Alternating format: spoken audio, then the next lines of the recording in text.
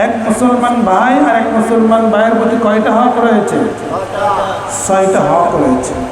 এই 6টা হকের উপর আলোচনা করার চেষ্টা করবে ইনশাআল্লাহ।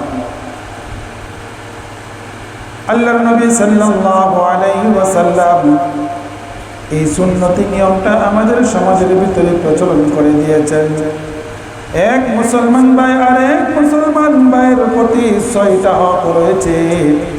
যদি এই হকগুলা সমাজের একজন মুসলমান আর একজন মুসলমান ভাইয়ের প্রতি 6টা হক আদায় করেন, ওই সমাজের ভিতরে 6টা হক আদায় করার কারণে আমাদের সমাজের ভিতরে আল্লাহ রাব্বুল আলামিন রহমত বর্ষণ করে দিবে। 1 নম্বর হক আল্লাহর নবী সাল্লাল্লাহু আলাইহি ওয়াসাল্লাম বলেন, একজন মুসলমান ভাইয়ের একজন মুসলমান ভাইয়ের প্রতি 6টা হক রয়েছে। 1 নম্বর হক হলো একজন মুসলমান ভাইয়ের সাথে যখন আরেকজন মুসলমান ভাইয়ের সাক্ষাৎ হবে, সকল কথা বলার পূর্বেই সর্বপ্রথম তাকে সালাম প্রদান করবে। কি দিবে? আওয়াজ দিয়ে বলতে হবে। কি দিতে হবে? সকল কথা বলার পূর্বে একজন মুসলমান ভাই আর একজন মুসলমান ভাইকে যখন সালাম দিবে, এটাই হলো মুসলমান ভাই আর এক মুসলমান ভাইয়ের 1 নম্বর হক। তাহলে এই সালামের মাধ্যমে কি উপকার আছে? সালামের ভিতরে উপকার আছে না নাই? সমাজের ভিতরে যখন একজন মুসলমান ভাই আর একজন মুসলমান ভাইয়ের সাথে রাগান্বিত হয়, যদি কোনো সময় কথা কাটাকাটি হয়, যদি রাগান্বিত হয়, একজন মুসলমান ভাই আর একজন মুসলমান ভাইয়ের সাথে 1 দিন 2 দিন 3 দিন 4 দিন 5 দিন চলে যায়, কেউ কারোর সাথে কথা বলে না, তাদের ভিতরে একটা অহংকার সৃষ্টি হয়েছে, আমি কেন কথা বলতে যাব, সে আমার সাথে কথা বলুক। ও মুসলমান ভাই, না, এরকমটা নয়। আল্লাহর নবী সাল্লাল্লাহু আলাইহি ওয়াসাল্লাম 6টা হকের কথা বলেছেন। আপনাদের ভিতরে যদি ঝগড়া ফাসাদ লিপ্ত থাকে, সর্বপ্রথম যে ব্যক্তিটা সালাম প্রদান করবে, ওই ব্যক্তি সমস্ত প্রকার অহংকার থেকে মুক্ত হয়ে থাকবে। একজন মুসলমান ভাই আর একজন মুসলমানের সাথে কথা কাটাকাটি হবে, তাই বলে সালাম কালাম বন্ধ করা যাবে না, কথা বলা বন্ধ করা যাবে না। আমাদের সমাজের ভিতরে এমন চিত্র অনেক দেখা যায়, কথা কাটাকাটি হলে কথা বন্ধ করে দেয়। আওয়াজ দিয়ে বলেন ঠিক কিনা? ও মুসলমান ভাই, এমনটা করা যাবে না। যদি এমনটা ঝগড়া ফাসাদ হয়, সর্বপ্রথম সালাম দিবেন। দেখবেন আপনার প্রতি কেউ যদি রাগ করে থাকে, আপনার প্রতি কেউ যদি গুসা হয়ে থাকে, আপনি যদি সর্বপ্রথম 1 দিন 2 দিন 3 দিন সালাম প্রদান করবেন, দেখবেন আপনার থেকে সমস্ত প্রকার তার অহংকার, তার রাগ, গুসা সব কিছু ধূলিসাৎ হয়ে যাবে।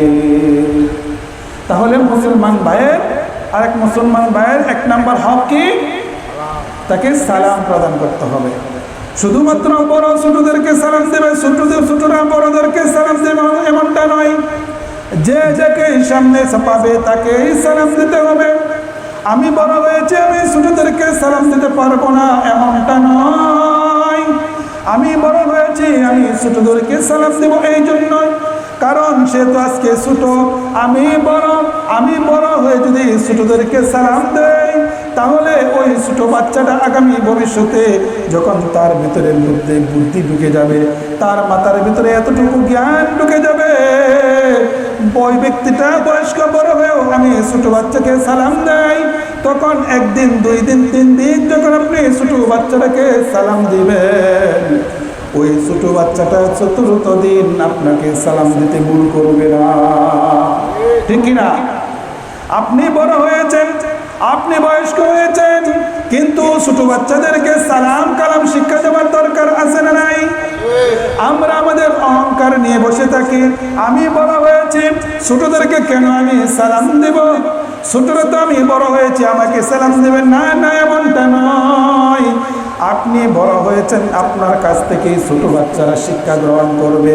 1 দিন 2 দিন 3 দিন যখন ছোট বাচ্চাকে আপনি সালাম দিবেন, 4th দিন ওই বাচ্চাটাকে আপনাকে সালাম দিতে কখনোই সে ভুলে যাবে না। কথা বলেন ঠিক কিনা? সুতরাং এই জন্য ছোট বাচ্চাদের কেউ বড়রা সালাম দিবে। আজকে ছোট, আগামী দিনে সে ভবিষ্যতে বড় হবে কি হবে না? আল্লাহ তাআলা হায়াতে বাঁচিয়ে রাখলে ওই ছেলেটাও একদিন আপনার মতো বড় হবে, ওই বড় হয়েও সেও তো আপনার মতো ছোট বাচ্চাদেরকে সালাম দেবে। শুধু ছোট বাচ্চাদেরকে সালাম দেবে এমনটা নয়, পুরুষ যখন ঘরের ভিতরে প্রবেশ করবে আমাদের মা বোন যারা আছে তাদেরকেও সালাম প্রদান করবে। সমাজের মা বোন যারা রয়েছে, স্ত্রী যারা রয়েছে, তারা তাদের স্বামীদেরকে সালাম প্রদান করবে। ঘরের ভিতরে যদি সালামের আদান প্রদান বৃদ্ধি করা যায়, আল্লাহর নবী সাল্লাল্লাহু আলাইহি ওয়াসাল্লাম বলেন ওই ঘরের প্রতি আল্লাহ রাব্বুল আলামিন রহমত বর্ষণ করে দেয়। তাহলে সালামের বরকত আছে না নাই? আওয়াজ দিয়ে বলতে হবে, সালামের বরকত আছে না নাই? ঘরের ভিতরে যদি সালাম প্রদান করতে পারেন, সালামের প্রচলন যদি সমাজের মধ্যে বৃদ্ধি করে যায়, ওই সমাজের মানুষগুলো কখনো অহংকার হবে না। যে ব্যক্তি সর্বপ্রথম সালাম প্রদান করবে ওই ব্যক্তিরা সর্বপ্রকার অহংকার থেকে মুক্ত থাকবে। আওয়াজ দেয় বলেন ঠিক কিনা? আর যার ভিতরে অহংকার থাকবে সে তার অহংকারে বশত নিয়ে সে তার সিংহাসনে বসে থাকবে, চিন্তা করবে আমি তো বড়, আমি তাকে কেন সালাম দেব, সবাই আমাকে সালাম করবে। এটার মাধ্যমে এটাই প্রমাণ হয় তার ভিতরে অহংকার নিয়ে বসে আছে। আওয়াজ দেয় বলেন ঠিক কিনা? সুতরাং যে ব্যক্তি সর্বপ্রথম সালাম দিবে ওই ব্যক্তিটা সমস্ত প্রকার অহংকার থেকে মুক্ত থাকবে। সালামের ফজিলত আল্লাহর নবী সাল্লাল্লাহু আলাইহি ওয়াসাল্লাম বলেন, আব্দুল্লাহ ইবনে মাসউদ রাদিয়াল্লাহু তাআলা আনহু বলেন, যখন কোন একজন মুসলমান দিনে অথবা রাত্রে 20টা সালাম প্রদান করবে, হোক না ছোট মানুষকে অথবা বৃদ্ধ বয়সকে, যে যাকে হোক না কেন, যদি একটা ব্যক্তি 20টা সালাম প্রদান করতে পারে, ওই ব্যক্তিরা যদি দিনে অথবা রাত্রে মারা যায়, আল্লাহ রাব্বুল আলামিন ওই মুসলমানটাকে শাহাদাতের মর্যাদা দান করে দেয়। আর আওয়াজ দিয়ে বলেন না সুবহানাল্লাহ। কয়টা সালাম? আওয়াজ দিয়ে বলেন কয়টা সালাম? তাহলে মর্যাদা কি হবে যদি মৃত্যুবরণ হয়? শাহাদাতের মর্যাদা আল্লাহ তাআলা তাকে দান করে দিবেন। তাহলে বলেন তো আপনার আমার সাথে সমাজের ভিতরে কয়টা মানুষের সাথে দেখা হয়? 20টা মানুষ নাকি আরো বেশি? যদি 20টা মানুষের সাথে সালাম কালাম করতে পারি, ওই দিনে অথবা রাত্রে যদি আমার মৃত্যু হয়ে যায়, তাহলে আমাদের সম্মান কি পরিমাণ বাড়বে।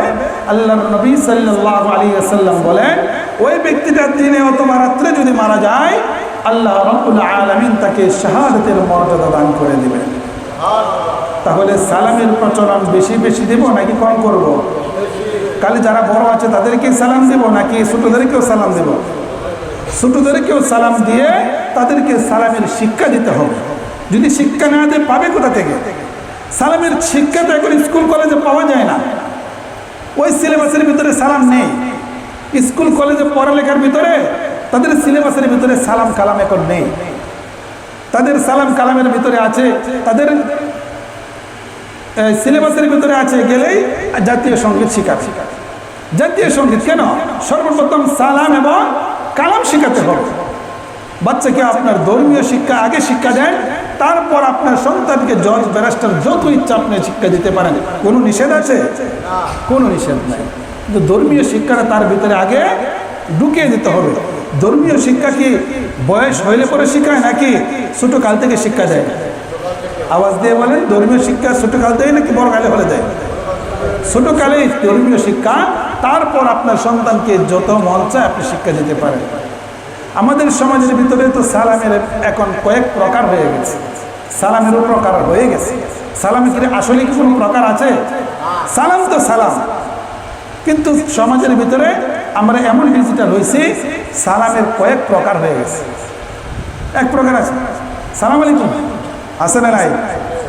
কথা কোন আছে না নাই? এটাকে বলে বাংলা সালাম। কি সালাম? বাংলা সালাম, সালাম আলাইকুম। আর একটা আছে সালাম আলাইকুম, আছে না নাই? আওয়াজ দেয়া বলেন আছে না নাই? এটা হলো ইংলিশ সালাম। কি হলাম? ইংলিশ সালাম, সালাম আলাইকুম, বেশি ভদ্রতা। আর একটা আছে রাজনৈতিক সালাম, সালাম আলাইকুম, আছে না নাই? এটা রাজনৈতিক সালাম। আচ্ছা বলেন তো, সালামের ভিতরে কোনো প্রকার আছে? কোনো রং আছে? কোনো স্মার্ট আছে? সালাম অরিজিনাল সালাম যেটা, সেটাই সবচেয়ে স্মার্ট। সেই সালামটাই হলো আসসালামু আলাইকুম। সবাই বলেন কি সালাম? আসসালামু আলাইকুম, আসসালামু আলাইকুম। সকলে বলেন আসসালামু আলাইকুম। আর সালামের জবাবটাও হবে ওয়ালাইকুম সালাম, এরকমটা না, হাত তুলে এরকমটাও না, ওয়া আলাইকুম আসসালাম ওয়া রাহমাতুল্লাহ। সবাই বলেন ওয়া আলাইকুম আসসালাম ওয়া রাহমাতুল্লাহ। কি সুন্দর বাণী। আর সেটাকে এখন আমাদের দেশ ডিজিটাল হওয়ার কারণে এটাকে কয়েক রকম ভাব ভঙ্গিতে নিয়ে আসছে। আমাদের থেকে যেন এরকমটা না হয়, আমরা যেন সকলে শুদ্ধভাবে সালাম প্রদান করতে পারি। আল্লাহ তাআলা তৌফিক দান করেন। আল্লাহর নবী সাল্লাল্লাহু আলাইহি ওয়াসাল্লাম বলেন, এক মুসলমান ভাইয়ের প্রতি 6টা হক রয়েছে। 1 নম্বর হলো যখনই দেখা হবে তখনই সালাম প্রদান করতে হবে। 2 নম্বর হলো যখন মুসলমান ভাই অসুস্থ হয় তাকে দেখতে যাওয়া লাগবে। একজন মুসলমান ভাই যখন অসুস্থ হয়ে যায় তাকে দেখাশোনা করার দরকার আছে না নাই? একজন মুসলমান ভাই যখন একজন অসুস্থ মুসলমান ভাইকে দেখতে যাবে, আল্লাহর নবী সাল্লাল্লাহু আলাইহি ওয়াসাল্লাম বলেন, যখন কোনো অসুস্থ ব্যক্তিকে দেখতে যাবে ওই ব্যক্তিকে আল্লাহ রাব্বুল আলামিন জান্নাতে একটা ঘর বানায়া দিবে। অসুস্থ ব্যক্তিকে আমরা দেখতে যাই না, অবহেলা করি, নিজেদের ভিতরে সংকোচ বোধ করি যে অসুস্থ হয়েছে, রোগে আক্রান্ত হয়েছে, তাকে দেখতে যাওয়া যায় না। নিজের ভিতরে কেমন জানি সংকোচ বোধ হয়। এই সংকোচ বোধ থেকে দূর করার জন্য নবী আরবি মুহাম্মদুর রাসূলুল্লাহ সাল্লাল্লাহু আলাইহি ওয়াসাল্লাম বলে, অসুস্থ ব্যক্তিকে যখন কেউ দেখতে যায় আল্লাহ রাব্বুল আলামিন তার জন্য জান্নাতে একটা ঘর বানায় দেন।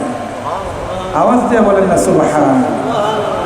শুধু তাই এমনটা নয়, আল্লাহর নবী সাল্লাল্লাহু আলাইহি ওয়াসাল্লাম বলেন, অসুস্থ ব্যক্তিকে কেউ যদি সেবা শুশ্রূষা করতে যায়, তার সেবা করতে যায়, তার মধ্যে আরেকটা বড় ফজিলত রয়েছে। অসুস্থ ব্যক্তিকে যখন কেউ দেখতে যাবে, অসুস্থ ব্যক্তি যখন আল্লাহ রাব্বুল আলামিনের দরবারে হাত উত্তোলন করে দোয়া করবে, অসুস্থ ব্যক্তির দোয়া আল্লাহ তাআলা ফিরিয়ে দেয় না। অসুস্থ ব্যক্তি যা দোয়া করবে, যেই ব্যক্তিরা তাকে সেবা যত্ন করার জন্য গেল, আর সুস্থ ব্যক্তি যদি তার জন্য আল্লাহ তাআলার দরবারে যা দোয়া করবে, আল্লাহ রাব্বুল আলামিন অসুস্থ ব্যক্তির দোয়া আল্লাহ রাব্বুল আলামিন কবুল করে নেবে। তাহলে অসুস্থ ব্যক্তিদেরকে অবহেলা করার সুযোগ আছে? আপনার আমার অল্প অল্প আমলের মাধ্যমে আপনার আমার আমলের পরিমাণটা অনেক বেড়ে যাবে। 2 নম্বর 3 নম্বর হলো যখন কোনো মুসলমান ভাই যখন হাসি দেবে, হাসি দেওয়ার সাথে সাথে মুসলমান ভাই আলহামদুলিল্লাহ বলে আল্লাহ তাআলার শুকরিয়া আদায় করে না? আলহামদুলিল্লাহ। যখনই কোনো মুসলমান ভাই ঠান্ডা জনিত আক্রান্ত হয় তখন একটা ভাব চলে আসে, ওই ভাব দেখলেই মানুষে বুঝতে পারে হাসি আসবে। বুঝতে পারা যায় না? এটা আগের থেকেই বোঝা যায়। সুতরাং যারা সামনে থাকে তারা আগের থেকেই সতর্ক অবস্থানে চলে যায়, আসতেছে একটা মারবো নাকি, এরকমটা সতর্ক হয় না? সুতরাং এই হাসি, অনেকে বলতে পারেন আমি হাসি দিলাম, এর মাধ্যমে আলহামদুলিল্লাহ শুকরিয়া আদায় কেন করব? আছে না এরকম প্রশ্ন? আল্লাহর নবী সাল্লাল্লাহু আলাইহি ওয়াসাল্লাম বলেন, যখন একজন মুসলমান যখন হাসি দেয়, হাসি দেওয়ার সাথে সাথে আলহামদুলিল্লাহ কেন বলে? এটার ব্যাখ্যা হলো, একজন মুসলমান যখন হাসি দেয় তার হাসির সাথে 80 প্রকারের রূপ বালাই তার এই নাক দিয়ে বাইর হয়ে যায়। তাহলে শুকরিয়া আদায় কি এমনি এমনি করা হয় নাকি প্রয়োজনে? 80 প্রকারের রূপ বালাই তার হাসির সাথে বের হয়ে যায়। তাহলে শুকরিয়া কি আলহামদুলিল্লাহ কি এমনি বলা হয়? যেই ব্যক্তিটা হাসি দেওয়ার পরে আলহামদুলিল্লাহ বলল, আলহামদুলিল্লাহ বলার পর যে ব্যক্তিরা শুনলো তার জবাবটা কি হয়? আরহামুকাল্লাহ। কি বলে? আরহামুকাল্লাহ। ওই বান্দার দোয়াটা এমন, তুমি আল্লাহ তাআলার শুকরিয়া আদায় করছো আলহামদুলিল্লাহ বলে, আমি তোমার জন্য দোয়া করলাম আল্লাহ তাআলা তোমার প্রতি যেন রহমত নাজিল করে। বলেন না সুবহানাল্লাহ। কোনো দিকে কি কমতি আছে? আর যে ব্যক্তিরা রাহমাকাল্লাহ শুনলো, ওই ব্যক্তির যে ব্যক্তিরা শুনবে সেও বলে ইয়াহদিকুমুল্লাহু ওয়া ইসলিহু বালাকুম, আমি তোমার জন্য আল্লাহ তাআলার কাছে হেদায়েতের দোয়া করি, আল্লাহ তাআলা যেন তোমাকে হেদায়েত দান করে। তাহলে কোন দিকে কমতি আছে? সর্বদিক দিয়ে আমাদের জন্য আল্লাহ রাব্বুল আলামিন এই যে বিষয়গুলা মুসলমান ভাইয়ের প্রতি কয়টা হক? 6টা হক রয়েছে। এই 6টা হকের ভিতরে 3 নাম্বারটা হলো যখন কোনো মুসলমান ভাই হাসি দেয় তার এই হাসির জবাব এমনটা ভাবে দেওয়া। 4 নাম্বার হলো কোনো মুসলমান ভাই যখন ইন্তেকাল করবে তার ইন্তেকাল জানাজায় শরীক হওয়া। আমাদের সমাজের ভিতরে ভাই কোনো মুসলমান ভাই যখন ইন্তেকাল করে তখন আরেকজন মুসলমান ভাইয়ের প্রতি একটা হক চলে আসে। সেই হকটা হলো তার জানাজায় অংশগ্রহণ করা, তার দাফন কাফনের ব্যবস্থা করা। তার কারণটা কি? আল্লাহর নবী সাল্লাল্লাহু আলাইহি ওয়াসাল্লাম বলেন, যখন একজন মানুষ ইন্তেকাল করবে তার জানাজায় কেউ শরীক হবে। জানাজায় শরীক হলে যখন জানাজা শুধু সম্পন্ন করবে তার জন্য 2 কেরাত সওয়াব রয়েছে। কয় কেরাত? 2 কেরাত। আল্লাহর নবী সাহাবী বলেন, ও আল্লাহর হাবিব, 2 কেরাত এটার 1 কেরাতের পরিমাণ কত? আল্লাহর নবী সাল্লাল্লাহু আলাইহি ওয়াসাল্লাম বলেন, এই যে দেখতেছো উহুদ পাহাড়, এই উহুদ পাহাড় পরিমাণ সব হলো 1 কেরাত, আর 2 কেরাত হলো দুইটা উহুদ সম পরিমাণ। যে পাহাড় যতটুকু বড় হবে, জানাজায় অংশগ্রহণ করলে, শেষ পর্যন্ত কার্য সম্পাদন করলে ওই বান্দার আমল নামায় 2 কেরাত সওয়াব পাওয়া যায়। অনেকে আছে জানাজার নামাজ শেষ করে চলে যায়, তার জন্য 1 কেরাত। আবার অনেকে আছে জানাজা শেষ করে তাকে দাফন কাফনের ব্যবস্থা করলো, ওই ব্যক্তির জন্য 2 কেরাত সওয়াব রয়েছে। কেউ যদি ওই লাশটাকে ধোয়ার ব্যবস্থা করে তার জন্য 1 কেরাত সওয়াব রয়েছে। কেউ যদি কবর খনন করে, ওই কবর খনন করার জন্য যে ব্যক্তিরা নিয়োজিত ছিল তার আমল নামায় 1 কেরাত সওয়াব আল্লাহ তাআলা দান করে দেয়। যে ব্যক্তিরা কবরের জন্য বাঁশ কাটলো, ওই ব্যক্তির জন্য 1 কেরাত সওয়াব আল্লাহ তাআলা দান করে দেয়। সুতরাং যে ব্যক্তি জানাজায় শুরু থেকে শেষ পর্যন্ত অবস্থান করলো, আল্লাহ রাব্বুল আলামিন ওই মুসলমান ভাইয়ের প্রতি 2 কেরাত সওয়াব দান করে দেয়। তাহলে জানাজায় অংশগ্রহণ করার দরকার আছে না নাই? আমাদের সমাজের ভিতরে এমন অনেক হয়ে যায়, জানাজার মধ্যে দাঁড়িয়ে অনেক মুসলমান ভাই বলে, ভাই সকলে বলে লোকটা কেমন ছিল? সকলে এক বাক্যে বলে লোকটা ভালো ছিল। এমনটা করাটা কতটুকু যুক্তিসঙ্গত? মুসলমান ভাই একটু চিন্তা করে দেখেন, লাশ সামনে নিয়ে কেউ কি কোনোদিন বলে লোকটা খারাপ ছিল? এমন কথা বলেছে, শুনেছেন? যে ব্যক্তিরা সারাদিন চুরি করে, ডাকাতি করে, যে ব্যক্তিরা সারা বছর পর্যন্ত ঘুষ খাইলো, সুদ খাইলো, ওই ব্যক্তিরা যখন ইন্তেকাল করে শত শত মানুষের সামনে নিয়ে যখন দাঁড় করায় জিজ্ঞাসা করা হয়, ও ভাই মুসল্লি সাহেবেরা বলেন তো দেখি ওই লোকটা কেমন ছিল? সকলে বলে ওই লোকটা ভালো ছিল। আসলে কি ভালো ছিল? আওয়াজ দিয়ে বলেন। সারা বছর সুদ খাইলো, ঘুষ খাইলো, অন্যের ক্ষতি সাধন করার জন্য সর্বদাই চেষ্টা করেছে। মৃত্যুর আগ পর্যন্ত কেউ কয় নাই লোকটা ভালো ছিল, সবাই বলেছে খারাপ। মৃত্যু হয়ে গেছে, জানাজার সামনে নিয়ে দাঁড় করে জিজ্ঞাসা করে, মানুষের কাছ থেকে জিম্মি করে জোর করে জবানবন্দি নেয় লোকটা ভালো ছিল। এমন জবানবন্দির মাধ্যমে কোনো লাভ আসেনি, এমনটার মাধ্যমে কোনো লাভ নাই। কিন্তু মুসলমান, তুমি এমন জীবন করো গঠন, তুমি চলে গেলে যেন তোমাদের সমাজের মানুষগুলা চিন্তা ভাবনা করে বলে, একজন সমাজের ভিতরে ভালো মানুষ ছিল, চলে গেছে। এমন সমাজের ভিতরে তোমার জীবনটা করো গঠন। তাহলে জানাজার ভিতর থেকে যখন মানুষ কাউকে জিজ্ঞেস করা লাগবে না, এমনিতেই যদি 10 জন মানুষ আপনার পক্ষে সাক্ষী দেয় লোকটা ভালো ছিল, তাহলে আল্লাহ রাব্বুল আলামিন ওই মৃত ব্যক্তির যত গোপন গুনাহ রয়েছে সমস্ত গোপন গুনাহগুলা আল্লাহ রাব্বুল আলামিন মাফ করে দিবে। তাহলে মানুষের কাছ থেকে জিম্মি করে, মানুষের কাছ থেকে এই সার্টিফিকেট নিয়ে লাভ হবে? কোনো লাভ নেই। সার্টিফিকেট নিতে হলে তোমার কর্মের মাধ্যমে তুমি সার্টিফিকেট আদায় করো, যেই কর্মের মাধ্যমে নিজের সার্টিফিকেট মানুষ সমাজের মানুষের কাছে প্রদান করে। আর 2টা বাকি রয়েছে, শেষ করে দিই। আরেকটা হলো 5 নম্বরে হলো যখন কোনো মুসলমান ভাই দাওয়াত দেয়, তার দাওয়াতে অংশগ্রহণ করা। যদি শরীয়তের কোনো বাধা না থাকে, যদি হারামের যদি কোনো লেশমাত্র না থাকে, আমাদের সমাজের ভিতরে অনেক সুদখোর ঘুষখোর রয়েছেন, সমাজের ভিতরে এমন হারামখোর রয়েছেন যে হারামখোর সমাজের ভিতরে মানুষের কাছে প্রভাব ফেলার চেষ্টা করে, মানুষকে দাওয়াত দেয়, না গেলে মানুষের কাছে ঝগড়া ফাসাদ করে। এমন মানুষ আছে না নাই? সমাজের ভিতরে আছে না নাই? ও ভাই, যদি সুদখোর ঘুষখোর কেউ যখন দাওয়াত দিবে, তার দাওয়াত গ্রহণ করাটা কি তার জন্য ঠিক হবে নাকি? কথা বলেন। সুদখোর ঘুষখোর তার বাড়িতে গিয়ে খাওয়া দাওয়া করা কি ঠিক হবে?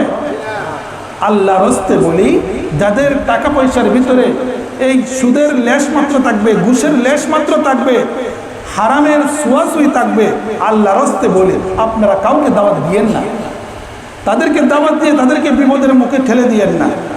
আপনার হারাম টাকার বিনিময়ে তারা খেয়ে তাদের নিজেদের আমলকে নষ্ট করবে। সুতরাং আপনি যদি মনে করেন আমার টাকার ভিতরে সুদ ঘুষ রয়েছে, হারাম রয়েছে, আল্লাহর হস্তে বলি কাউকে কোনো দাওয়াত দিয়েন না। আপনি নিজের টাকা আপনি নিজেই আনন্দ উল্লাস করেন, ঠিক কিনা বলেন? সুতরাং এক মুসলমান ভাই আর এক মুসলমান ভাইকে দাওয়াত দিলে দাওয়াত গ্রহণ করা, চিন্তা ভাবনা করে গ্রহণ করা।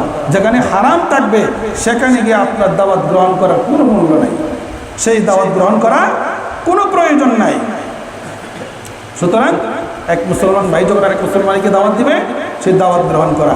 ষষ্ঠ নাম্বার হলো, যখন কোনো মুসলমান ভাই উপদেশ চাবে তাকে উপদেশ দেওয়া, সৎ পরামর্শ দেওয়া।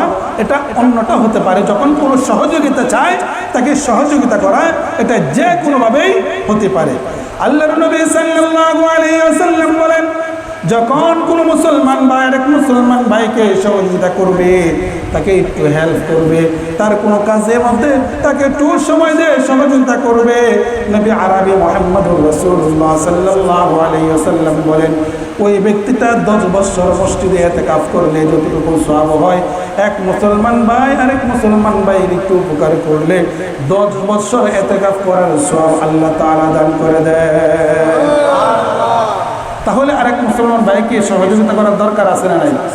এটা হলো আমাদের মুসলমান ভাই আরেক মুসলমান ভাইয়ের প্রতি 6টা হক। এই 6টা হক যদি আমরা যদি আমাদের সমাজের ভিতরে চালু করতে পারি, প্রচলন বাড়াইতে পারি, আল্লাহ তাআলা আমাদের সমাজের ভিতরে শান্তি